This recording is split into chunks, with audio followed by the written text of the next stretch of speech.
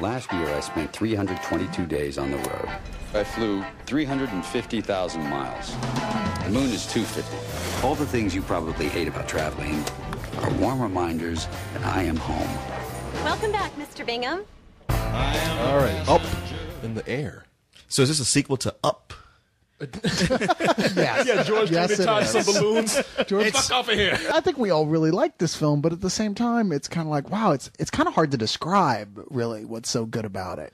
I mean, it's Jason Reitman who does those films that has that. He definitely is so good at that je ne sais quoi that I guess some people get like really go, wow, that was fun, and other people go, I don't get it. Okay, well, explain to me what's so good about this film. Because while I like this film, I didn't love it near as much as you guys. Well, you know, before we jump way into that, I guess we should let people know what the movie's about. And yeah, it's about George Clooney. Come on. It's about George Clooney fucking chicks. I mean that's what he does. I mean, people are going to see it. Anybody who's coming to see this is like, oh, it's a new George Clooney movie? It doesn't surprise me what Corey saw on it was like, Yeah, it's about George Clooney fucking chicks. What else was it about? That's what I saw in the movie. He was up on the air in balloons with a hot chick fucking up in the air. No, in this movie, He was Doug the dog.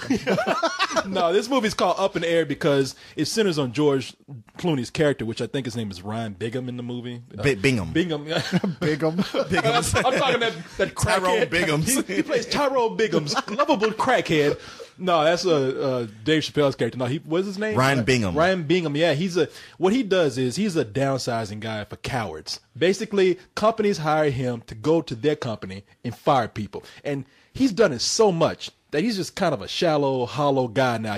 In fact, he's so hollow and empty that he loves being up in the air.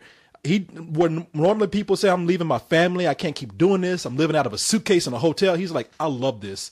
His world is just taken apart when they bring in this young chick named Natalie who has this great idea of saving the company money by setting up internet firing. You know, you set up a monitor, you look at somebody and you say you're fired and no travel costs is involved. You go along your way and you can go and sleep at night in your own bed and these people can go and kill themselves in private. Yeah, they can't shotgun you to death. Exactly. Yeah, it's also safer. I think that's a pretty funny idea, and it's like there's so many companies who are like, hey, no more wasting money on flights. We're going to teleconference everything. But it's like, yeah, there's some things that you just cannot do that with. I'm sorry. But George Clooney is like, look, I'm about to get 1 million frequent flyer miles. I get all these free meals. I get to hang out in the posh, like frequent flyer area at the airport, and I meet like really hot girls on while I'm doing this. So when he's grounded, tells this girl Natalie, he's like, look, you know, you got to fire people up in person. There's an old-fashioned way of doing this, you know. So I'm going to take you with me on these strings of firings that I do, and you're going to see that this new technology you brought in, it's not going to work. Yeah, from the outside, it seems like a good idea, but there's something really important and human missing. And I know it sounds weird to say there's something human about firing people here, but there is. And I think that like this is going after that the same way Reitman did in his first film, Thank You for Smoking, where you're like, okay, from the outside, this looks like the biggest douchebag in the whole world, but he's found a system, and it goes so much into detail about how it all works to have this despicable fucking job. Well, you know, let's admit it. He likes to fly. I mean, he wants to just keep going and going, so he doesn't have any connection to these people. Well, he likes not having any roots. But this is exactly what the theme of the film is. I mean, what we were just talking about is the film is entirely about this guy understands this one human connection, and yet he's cut himself off from every other human connection, and he is literally up in the air. There are these moments in the film where he visits his home, which is an apartment that he rents out that has no furniture, that is nothing, that he just kind of wanders in every few months and has to stay in when he's between trips. And he hates it. He doesn't have a real life. Yeah, his life is work and is traveling around and is doing these firings. And when this gets threatened, he ends up going through a midlife crisis. Well, let's not forget that, I mean, he's so cut off that his side job is being a motivational speaker to tell other people, like, hey, dump all your relationships and sell all your stuff because you in this world alone, and that's better for you. Yeah, everything like me. Everything you need, you can fit in a knapsack. That's all you need. Which, you know, I mean, hey, Jack Kerouac probably would have agreed. But I think they making it sound like he's about to hop a train. Like he's got a stick with a bandana kind of thing. He's got a polka dot knapsack. All I need is my acoustic guitar, my knapsack, and my dog Rusty. And my harmonica. I don't need my dog. Man, I'm gonna go fire somebody.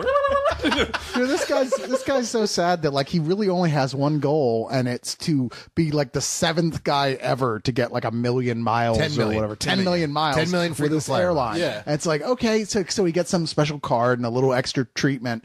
Like, wow, that's your only real goal? But yeah, well, that and tagging lots of fine ass. Hungry much? Our business expense allows $40 each for dinner. I plan on grabbing as many miles as I can. Okay. You gotta fill me in on the miles thing. What is that about? Are you talking about, like, frequent flyer miles? You really want to know? I'm dying to know. I don't spend a nickel if I can help it, unless it somehow profits my mileage account. So what are you saving up for? Hawaii? South of France? It's not like that. The miles are the goal. That's it?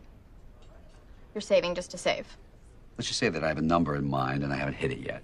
That's a little abstract. What's the target? I'd rather not. Is it a secret target? It's 10 million miles. Okay. Isn't 10 million just a number? Pi's just a number. Well, we all need a hobby. No, I don't mean to belittle your collection. I get it. It sounds cool. I'd be the 7th person to do it. More people have walked on the moon. Did they throw you a parade? You get lifetime executive status. You get to meet the chief pilot, Maynard Finch. Wow. And they put your name on the side of a plane. If you guys don't grow up, it's like you need to pee on everything. I don't remember him tagging all that much. I remember him hooking up once. No, we're exaggerating here. No, there's a little bit. Yeah, no. Well, no, I read you know me. I see what I see in movies. I did read the Corey Coleman Cliff Notes right before I came. George Clooney, fucking chicks. You know, I'm surprised you like this because whenever we see a movie with a character that reminds us of you hate the movie. You hate the character. There was a movie that really made me depressed, but this was not the one because you were able to look at him and go like, motherfucker, you sad.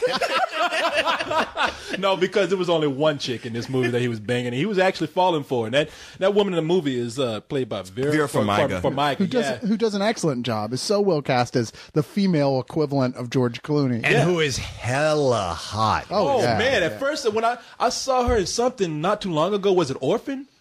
Yeah, and she was and I thought she looked like one of them Gelflings from the Dark Crystal. Yeah, but that's hot. But then there's a look like Gelfling. Yeah, smell like Gelfling. Must be Gelfling. Fuck like Gelfling. Fuck like Gelfling. Yeah, but you know something? They're early in the movie. Yeah, George Clooney. They hit it off, not because they really have all this much in common except for one thing. They're both shallow. Well, they're both shallow, and they travel, and they got all these credit cards that they use, and they got their travel schedule down. That's 4 things. Yeah, well, no, that's one thing in the middle of everything, which is like they got all the stuff that is involved in travel.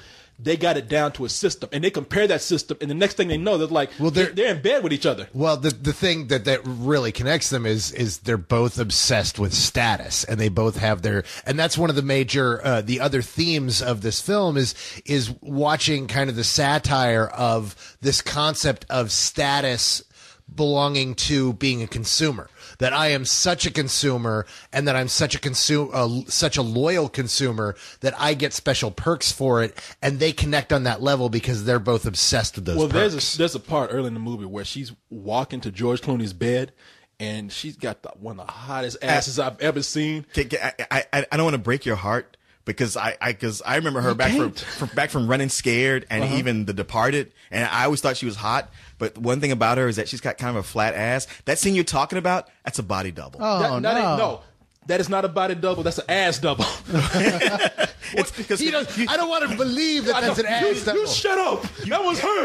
You fucking shut your mouth. You see side movement. I was like, because I woke up with that scene too. I was like, holy shit! But then I watched the way it was cut. I was like, wait a minute, that's such a body double. So she didn't turn around. No, not even CG. Corey, if you clap your hands together, it'll really be her. If you believe. Maybe if I clap my heels together. No, there is no ass like hers. There is no ass like hers. No, this. I think Vera Farmiga is sexy, but she's got a flat ass. Okay, well, in real life. Damn, that's pretty Stop bad. saying that. So sexy, but can you imagine having having the guy to tell her, look, you're hot and all, but you got no ass, so we're bringing in a body double for that. You might want to get some surgery. Can you imagine her listening to this review and rather than mentioning once how great and textured a performance she gave, we had a 2-minute critique on whether or not that was her ass? We'll get to that.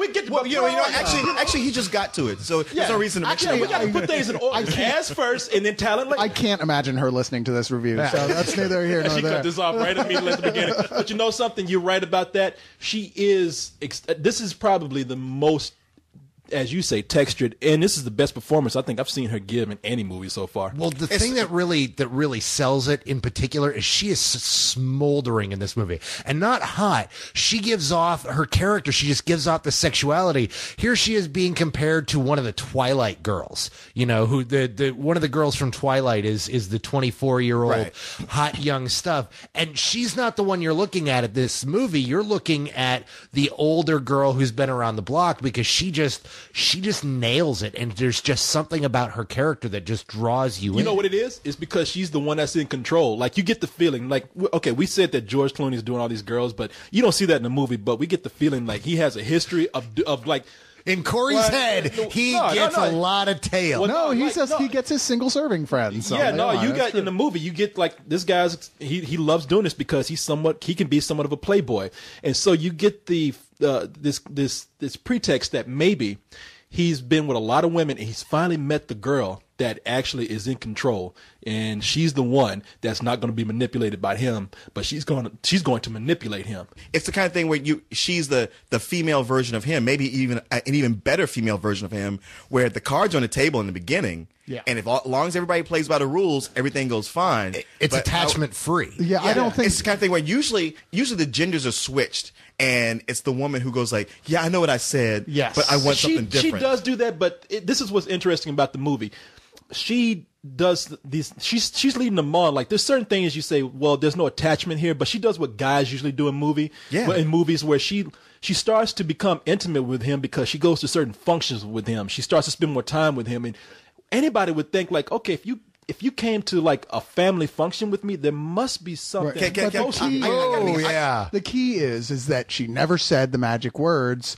Yes, let's take this to the next level. She may have acted that way, but she's got home free as long as she never actually discusses it or says the words, which is the way. And most see, that's what I'm talking think. about. You get the feeling that maybe George Clooney's character has done this a lot of times. He as the audience, and it's finally come back to him. What's interesting is at the same time we're watching this young Natalie go through the very initial parts. Anna Kendrick is her name, the girl from Twilight. Anna Kendrick. Yeah, and she's magnificent in this film. She really is really great. You would not recognize her as the best friend of as a matter of fact, of Kristen Stewart in Twilight. No. It pissed me off even more about New Moon, thinking about her in that, where it's like, wow, you had this great actress and that's what you did. Yeah, she's terrible in that film. Yeah. She's terrible in New Moon, but here we're watching her life systematically get destroyed over the course of the film, as she's slowly being turned into Clooney, not by choice, but you see what this life does to personal relationships. I didn't see that. I saw it as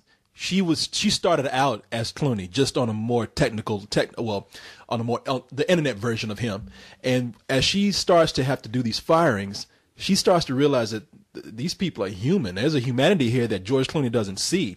And that's what makes George Clooney kind of open his eyes, because he thinks he's bringing her on this journey to show her what this job is all about. But then he starts to realize, like, you know what, and that's the other thing about George Clooney. We like him, but he's an asshole. He comes off as falsely compassionate to these people. He's saying, like, when he said, I want to go do this face to face because you need to be there to give that personal touch to firing somebody. This whole thing over the internet, that's dickish. But when he's doing it in person, there's no real difference between the two things that they're doing, really. It's just that he's learned how to be smoother about it, and there is a real parallel between them. They both start off as kind of asshole characters. Yeah. And by the end, we have a lot of sympathy because they do grow, each in their own way, in their own time, but they end up someplace different by the end than what Yeah, I they guess start. that's what I'm saying. At the They're the same person, just on a different level. He's old, so he has the old school way of being a dick, and she's young, and she's got her new way of doing yeah, it. I mean, he has his way of firing people, and it comes off dickish. But to have a job like that, you would have to be cut off somewhat. Otherwise, you would kill your own self. But her way is even more so. So he's like, look, I know I can be a dick, but you can't be as much of a robot as what you have. I mean, speaking of someone who's been fired many times, I gotta say that, like, while I wouldn't be happy to have some handsome rich guy doing it, I'd be even more upset if it was some 13-year-old over my computer monitor telling me I'm fired. I mean, that's as bad as being fired by Teddy Ruxpin. But I think one of the big charms here. That's as bad as being old enough to remember Teddy Ruxpin. Hi, Leon. You're fired. Let me tell you a story. Once upon a time, there was a man who worked very long and very hard, but eventually he was no longer needed. Like, the fuck is this? It'd be worse if you were thrown out by Teddy Ruxpin to a glass window. You're fired. Is this an old West You do bar realize dream you had? that Teddy Ruxpin was run on audio cassettes. And the people listening to this review have never actually seen an audio cassette. That is funny, though. They'd have to just have one of those. Hi, I'm Teddy Ruxpin. I've got some bad news for you, Corey. What, motherfucker? But now, I mean, I'm doing it too. We tried to say Jason Reitman earlier. We were talking about his dad, Ivan Reitman. Ivan's Ghostbusters. just more fun to say. No, Ivan Reitman is, of course, the guy who's done Ghostbusters, Stripes, done a lot of movies. Yeah. But Jason Reitman is his son, and Jason Reitman has a whole different sensibility when it comes to making films. I mean, he's definitely the more alternative indie guy that makes movies. Well, Ivan is much more of a broad filmmaker in his humor, and Jason is very personal. He's very character driven. Yeah. And that's one of the things I like about this film. It's not only that, the way that it's so strong in that level, and I'm not going to give anything away, but just the way he chose to end it, which is, to say, like, look, man, like, just because you came to a realization, an epiphany that, hey, man, the way your life should be going, you've been wrong for a while, doesn't mean that shit's just going to fall into your lap either, like in a Hollywood film. No, things don't always end happy, even when you've learned a lesson, So, yeah. And I think the most tragic thing in this movie is looking at young MC come on screen. Oh, my God. Fat MC. Fat MC, boy. And coming up next, the guy who ate Young MC. Fat MC. I mean, seriously.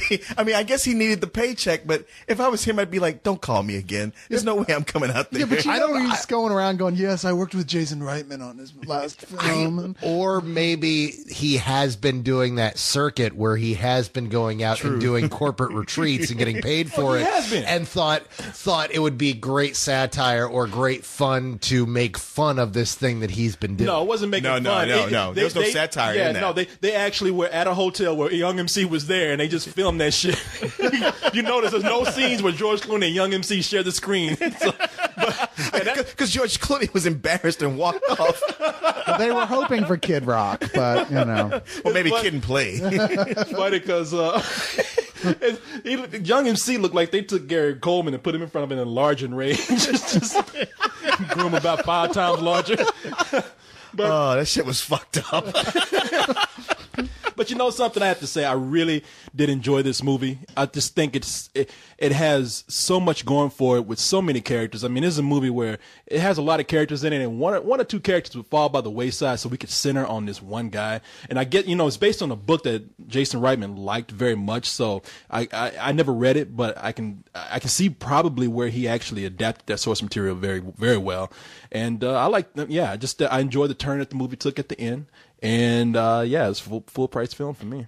I can totally see it working as a book. There's so much about it, and having an ending that's like that, where it doesn't really wrap things up. It's not even terribly satisfying to me. It's just like, okay, it's one of those endings where you're like, well, it's real life. It keeps going, but you have to leave the theater. No, get out right now. We got new people coming in. I enjoyed it. I thought the performances were awesome. There were times in the movie that I felt, for lack of a better term, up in the air, like, okay, where is this going? And there's things about it I could see coming. It's weird because I liked it less when I saw it, but as we sit here and talk about it, I'm like, yeah, where's all these really cool things about it? So I'm kind of coming in at a low full price, if that even makes any sense. Full price. No, just because you want me to. No, okay. Now take it back. Hey, it's a high matinee. How about that? High matinee. It's too late. You already said full price. Nope, high matinee. He's the one who does the edit, so it looks like it's going to be low full price. The people who listen to the audio will know the truth. Audio's not going up on this one.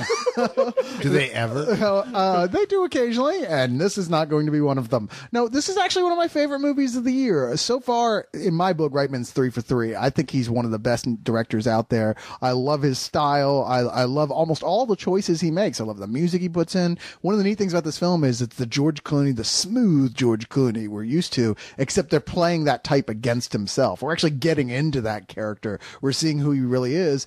And Clooney completely pulls it off, like effortlessly almost. This is by all means a full price film for me.